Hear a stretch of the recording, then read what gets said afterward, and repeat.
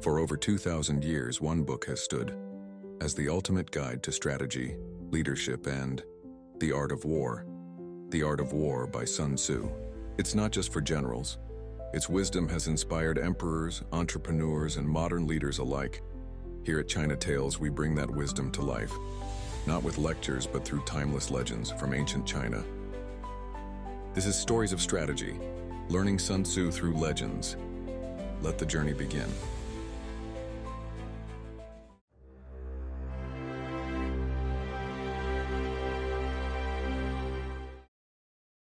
In the 4th century AD, China was a land torn by war and division.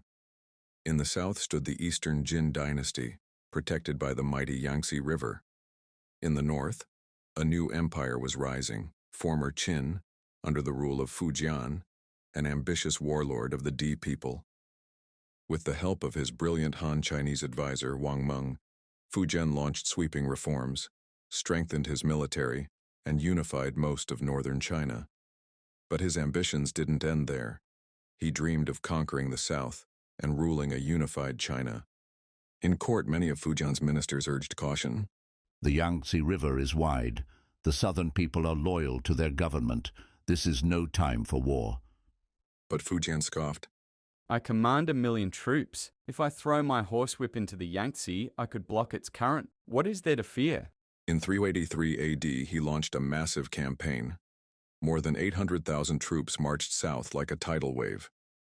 The Eastern Jin court trembled, but one man remained composed, Chancellor Xie An.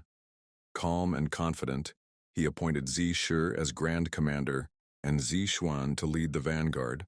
Their force? Only 80,000 Northern Army elites.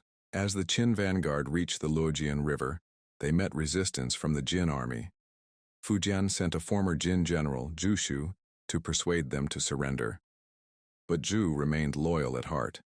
Instead of delivering threats, he brought crucial intelligence and a bold suggestion. Strike now. The Qin's forces are not fully assembled. A swift blow will shatter their momentum. Chancellor Xie An approved, and General Liu Laoji acted without hesitation. With only 5,000 elite soldiers, Liu launched a daring night assault. Like tigers in the dark, they stormed the Qin encampment. Caught off guard, the enemy collapsed into panic. Liu himself led from the front, slaying the Qin commander Liang Cheng and cutting off their escape route. It was a brilliant victory. Over 10,000 Qin soldiers were killed or captured.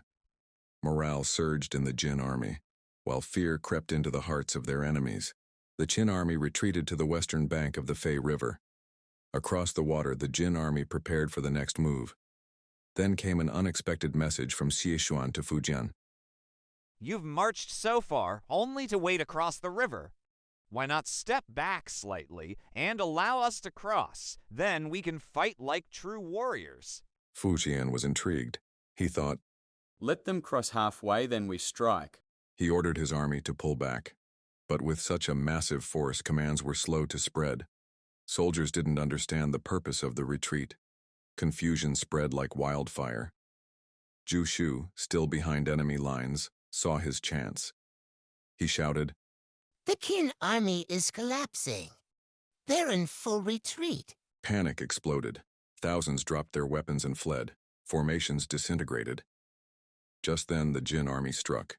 The Qin army, once so vast and proud, now trampled itself in chaos. Soldiers screamed, fought, and crushed one another trying to escape. From a nearby tower, Fujian was struck by an arrow. He fled on horseback, heart pounding. Every gust of wind, every cry of a crane he mistook for pursuing soldiers. Terror overtook him. The Jin forces surged forward, their momentum unstoppable. In a single crushing campaign, they destroyed an army 10 times their size. Fujian barely escaped with his life. Former Qin, once the strongest empire in the north, collapsed within months. Rebellions erupted. Tribal armies broke away. The dream of unification vanished in smoke. The Eastern Jin reclaimed lost territory and reinforced their position in the south. The balance between north and south endured, but more importantly, the Battle of Fei River entered legend. It became a symbol, not just of victory, but of strategy, clarity, and the right use of momentum. Sun Tzu said. Those who are skilled in moving the enemy shape them, and the enemy must follow. Offer bait, and they will take it, create disorder, and strike when they're weak. That was exactly what Xie Xuan did. By feigning a desire for fair battle, he lured Xie An into repositioning his troops. Once the Qin army was in motion and vulnerable, the Jin forces attacked with full force. Sun Tzu said, In battle, use the regular force to engage, and the extraordinary to win. The Jin held their ground with discipline, then delivered a surprise strike when the enemy faltered. Sun Tzu said, A great commander builds momentum, not through individuals, but through position. Like a round stone rolling down a mountain once set in motion, it needs no push. Chancellor Xie An knew who to trust.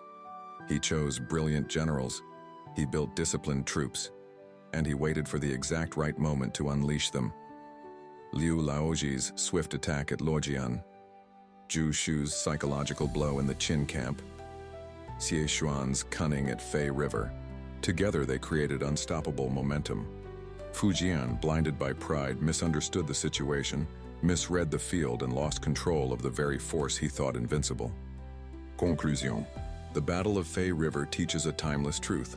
Victory is not about numbers, it's about clarity. It's about leadership. It's about creating and riding the wave until nothing can stand in your way.